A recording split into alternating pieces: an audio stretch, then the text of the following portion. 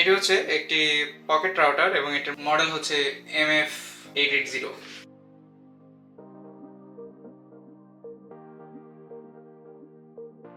So আমরা এটা খুলে দেখি এটার মধ্যে বক্স কন্টেন্ট হিসেবে কি কি থাকছে।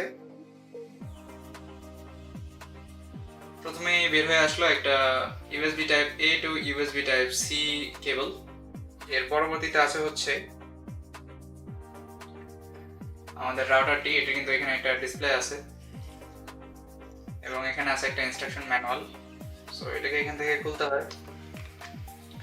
এটার মধ্যে আছে হচ্ছে একটা ব্যাটারি, যেটা হচ্ছে 2100 mAh 2100 mAh এর ব্যাটারি। এবং এটার একটা বিশেষ সুবিধা হচ্ছে এটা ইউনিভার্সাল সিম সাপোর্টেড, অর্থাৎ দুনিয়ার যে কোনো সিম আপনি এটার মধ্যে চালাতে পারবেন।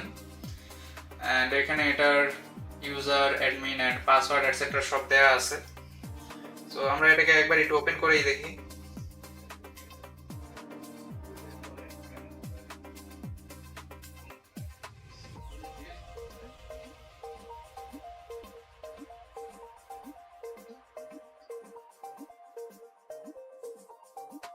তাই তো, এটা কিন্তু চালু হয়ে গেল।